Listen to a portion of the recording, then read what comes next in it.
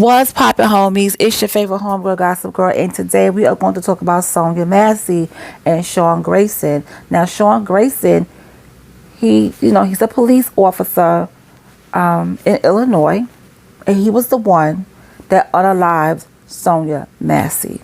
Let's go ahead and get into it. An Illinois sheriff's deputy has been charged with first-degree murder for shooting an unarmed black woman in her house after she called 911 to report a prowler. Now, Sean Grayson, 30 years old, was one of two Sangamon County sheriff's deputies who went to the 36-year-old Sonya Massey's house in Springfield, Illinois, early on July 6. Within a half hour, Grayson had shot Massey in the face and, as she lay dying, told another deputy not to bother with trying to save her. And this was said by the prosecutors. Now, on Wednesday, Grayson was indicted on charges of first-degree murder, aggravated battery with a firearm, and official misconduct after a weeks-long investigation by the Illinois State Police and the Sangamon County State's Attorney's Office. At prosecutors' urging, Circuit Judge Ryan Cadigan denied Grayson bonds and ordered that he be jailed. Records show he's at the Menard County Detention Facility. Sean Grayson, who was fired Thursday after his indictment, faces life in prison if convicted on the murder charge. Sangamon County State's Attorney John Milheiser and Grayson's attorney Dan Foltz declined to comment on the case. Civil rights attorney Ben Crump, who's representing Massey's family, said his client have endured unimaginable pain and suffering for what he called the heinous actions of a guardian Massey had called on to help her. Sonya Massey called 911 for protection, but instead she was tragically shot by Illinois Sheriff's Deputy Sean Grayson. And that's what Ben Crump wrote on Twitter. He not only took her life, but he also discouraged his partner from giving aid. At around 12:50 a.m. on July 6, Sean Grayson and another deputy responded to Massey's 911 call about a prowler near her house in Springfield. Prosecutor Mary Rogers wrote in a sworn affidavit. They went into her home to get more information and to make sure it was safe. Now, while inside, Grayson noticed a pot on the stove and allowed Massey to remove it to prevent an accidental fire. Meanwhile, the other deputies searched Massey's home and found nothing dangerous. Grayson then made a comment about the pot, which held heated water, Rogers said, and Massey responded by setting it down on the kitchen counter while Grayson was still in the living room. Deputy having cover and being some distance away from Massey, Grayson pulled his gun and threatened to shoot Massey in the face.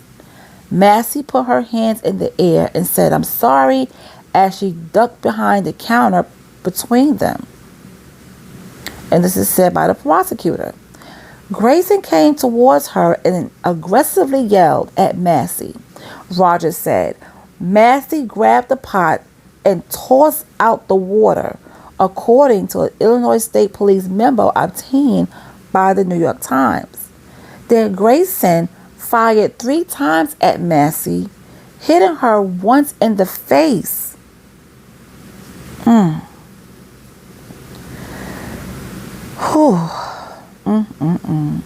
Only then did Grayson turn on his body camera, Rogers said, contrasting his actions with those of the other deputy, who turned on his camera upon arriving at Massey's home. Now, here's the thing, and I'm so glad his partner did that. The partner turned on the body camera as soon as they reached the house. Grayson's body camera wasn't on. His was still off. He turned his body camera on after everything had happened. But thank God they had that other body camera. Okay.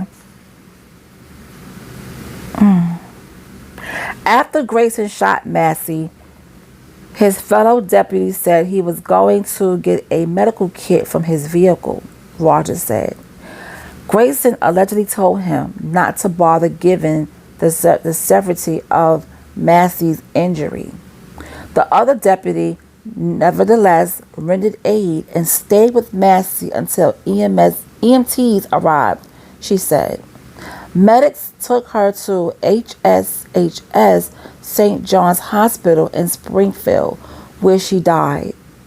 That day, the sheriff's office asked the Illinois State Police to investigate the shooting. A use of force expert with the Illinois State Police watched the body camera footage of both deputies and determined Grayson's shooting was not justified. Rogers said the expert compared the shooting to an officer intentionally and unnecessarily putting himself in front of a moving vehicle and then justifying use of force because of fear of being struck, she added. Grayson's disregard of his training as a law enforcement officer and his disregard for human life shows by clearly and convincing evidence that he is a danger to persons in the community. And that's what Rogers had said. Massey weighed 110 pounds and, according to prosecutors, wasn't a physical threat to Grayson, who was 6'3" and 228 pounds. Sean Grayson was 6'3" and 228 pounds. On Wednesday, Massey's family met with prosecutors and state police to get an update on the investigation and watch the deputy's body cam footage, according to a news release from the Sangamon County State's Attorney. Prosecutors plan to publicly release those videos on Monday. Grayson was arraigned Thursday during his first court appearance. His next hearing is August 26th. And let me write this down because I'm definitely going to keep up with this case. Grayson, August 26th. Okay. Illinois Governor J.B. Pritzker on Thursday called Massey's death a devastating occurrence and tragedy. We've seen too much of this, and we're an innocent person, unarmed, who actually called for assistance, was the target and victim of a shooting by a police officer. And that's what JB said. Later, the governor said the tragedy of this is heartbreaking. And it is. Can you imagine calling the police because you think you hear somebody, around in the neighborhood, doing something not supposed to be doing. And you call the police and the police get there and they take you out. You know what I'm saying? They unalive you. And for what? Oh, they shoot you. And for what? You're the person that called them because of the concerns you had. But, and this is why some people, they don't want to deal with police officers. You know what I'm saying? Because there's so much, not all, but some police officers has left a bad taste in people's mouths. And some people don't trust the police like that anymore. So after this, do you think that somebody's going to trust the police officers again? I don't think so. I don't think so. But anyway, I'm going to keep up with this story, and I'll bring you updates as I get them. Okay? So until then, please send the Massey family some prayers, and I'll talk to you guys later.